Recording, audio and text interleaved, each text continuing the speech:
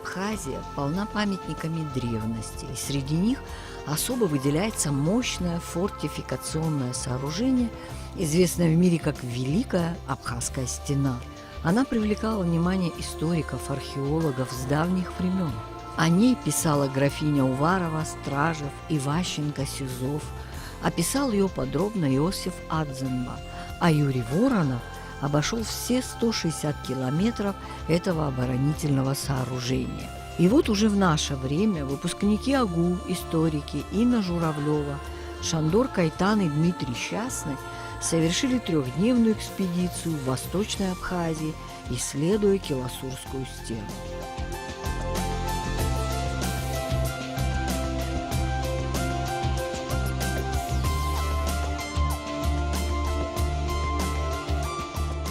Основной целью было отметить участки крепости, сохранившиеся, потому что по сведениям местных жителей мы выяснили, что некоторые участки разрушаются, и, возможно, мы больше их никогда не увидим.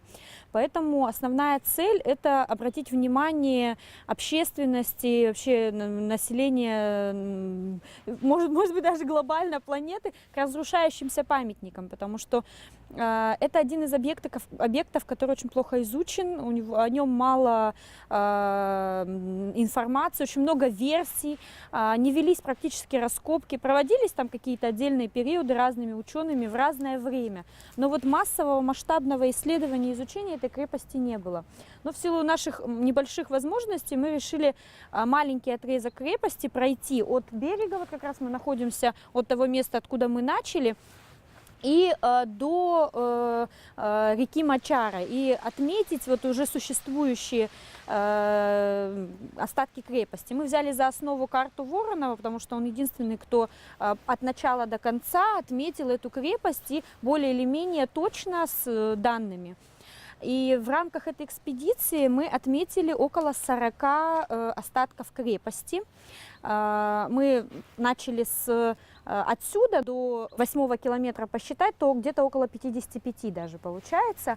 Мы не только их занесли в GPS-навигатор, но еще и отметили сохранившиеся участки, некоторые места отчертили и сравнили с фотографиями, ну не фотографиями, чертежами Воронова.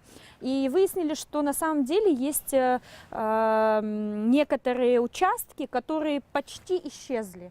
Особенно вот там, где река Киласур меняет русло, и там, где находятся, значит, вот щебеночные заводы, там постоянно вот подмывались эти крепости. И был такой момент, когда мы с первого разведывательного выхода до экспедиции у нас прошло от начала до конца 3 недели. И за 3 недели полутораметровый кусок крепости просто отвалился. Всего лишь за 3 недели. То есть что будет дальше, мы даже не знаем вот сейчас уже, что происходит, когда осенью вода в реке поднялась и поднимется, и что будет дальше.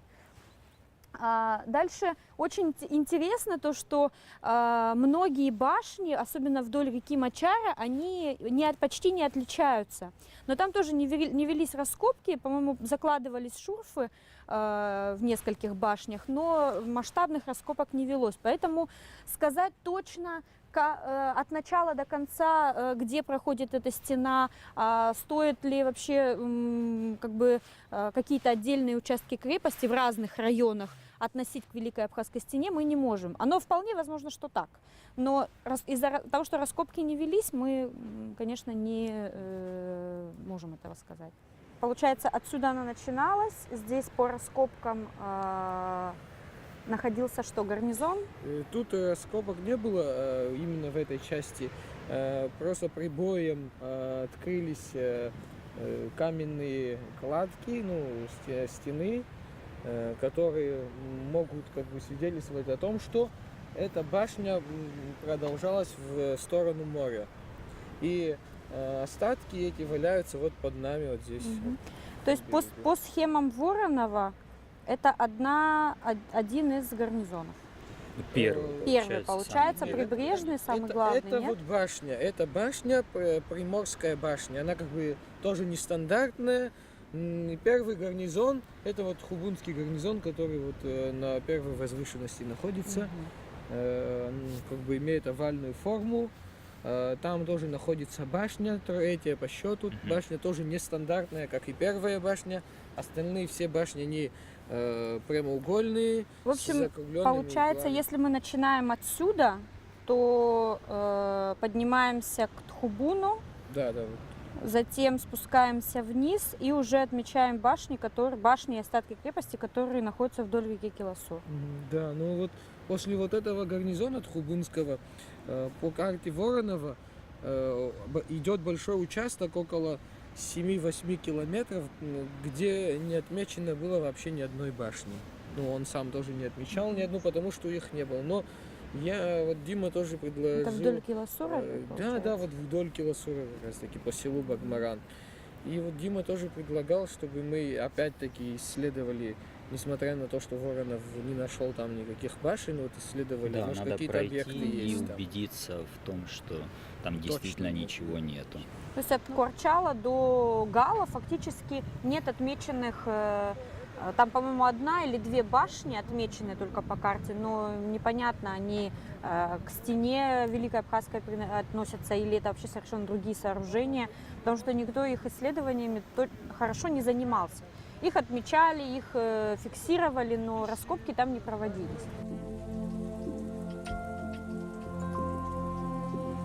Шоссейная дорога прерывает Киласурскую стену, однако она продолжается уже в жилом массиве. А какого года этот дом? Ну, это в начале советского периода, скорее всего, она была построена. Тут была экспериментальная лаборатория, станция экспериментальная. И таким образом решили сохранить этот участок, да, получается? Да, не хотели разрушать, но мне кажется, что вообще вся эта территория, вот этот весь холм, он является тоже очень важным для историко-культурного наследия. И важно сохранить не только эту стену, но вообще сочетание древности и вот уже более нового периода, вот советского времени, тоже постройки, они являются тоже, мне кажется, предметом охраны. Вот здесь очень такой интересный небольшой городок, который здесь находится, он является очень важным. Но это получается первая башня именно гарнизона, самого первого гарнизона. Нет, это вот промежуточная башня, вторая, после вот первой, которая находится на берегу. Ну, она относится к первому вообще приморскому участку Великой Абхазской стены. Следующая, третья башня, она является гарнизонная. Это не гарнизонная башня, она промежуточная вообще. Гарнизонная вот тоже. Ну, третья и первая башня, они нестандартны для башен Киласурской стены, потому что в основном башни Киласурской стены, они прямоугольные с закругленными углами. Третья, например, она вообще круглая. Первая тоже, она вытянутая, как бы более, она масштабнее, чем другие башни, она как бы большая. И много раз перестраивалась, скорее всего, первая башня.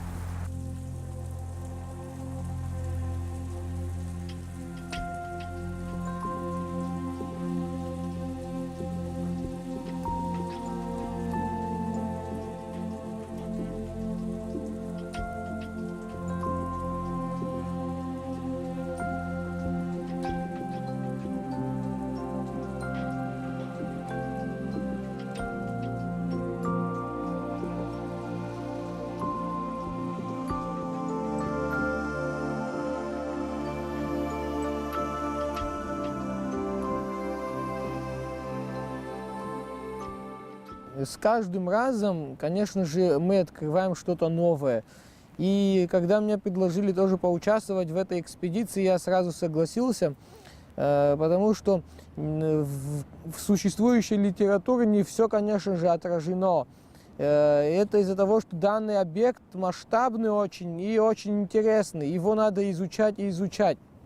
Постоянно выявляются какие-то новые моменты, какие-то новые интересные вещи. И наш маршрут вот лежал именно вот с этой части до Цибильды. И в промежутке вот на самом деле в районе села Александровское, которое как бы называлось это выше села Багмаран, мы нашли там ну, уже известное как бы остаток крепости. Это был гарнизон, который называется Александровским гарнизоном. Прежде я не бывал на этом гарнизоне. И очень интересные моменты мы там выявили, так как там в этом гарнизоне был определенный остаток стены, который, возможно, был доделан уже в другое время, так как они по кладке различались с Великой Абхазской стеной. Там более, вот в основном Великая Абхазская стена из булыжной, как бы, да, булыжная кладка, ну а там уже более обработанные камни были. Но это кусочек такой небольшой. И в разных районах как бы встречаются какие-то свои нюансы, какие-то интересные моменты. В данной башне тоже мы наблюдали там, что эта башня перестраивалась несколько раз, так как там видны элементы обработанных камней в виде больших квадров.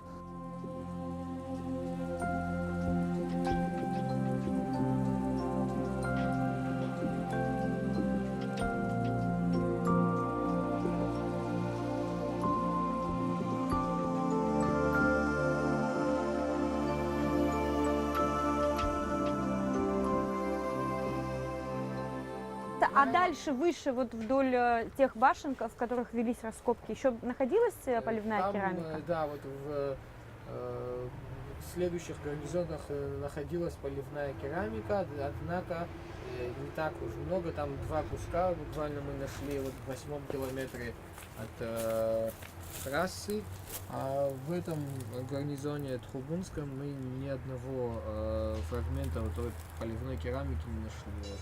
Однако были вот другие вот элементы, это вот разные формы, фрагменты пифосов, кувшинов и так далее. Ну вот полива не было. Но нам в любом случае надо будет сюда вернуться, чтобы отметить те участки крепости, которые по данным Воронова отличаются.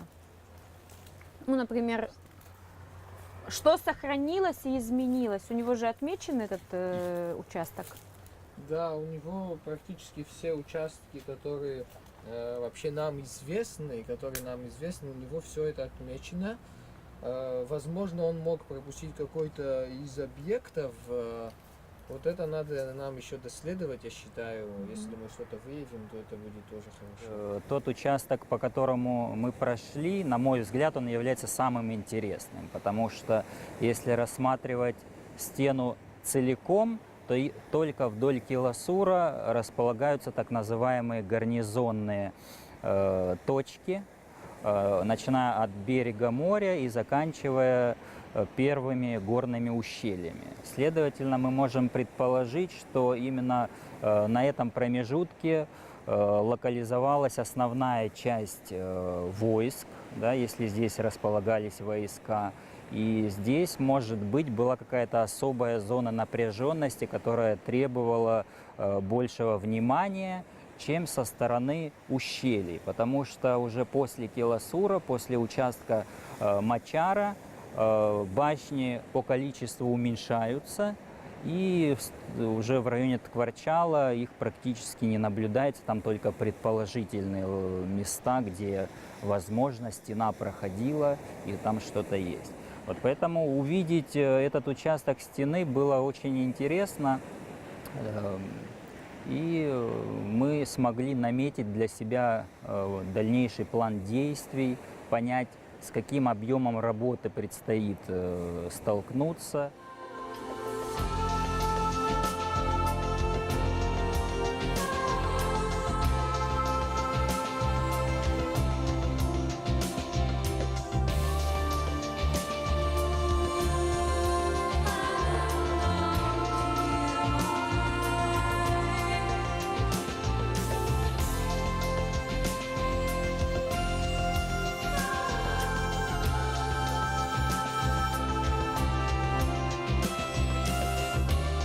Абхазские историки планируют продолжить изучение Келасурской стены.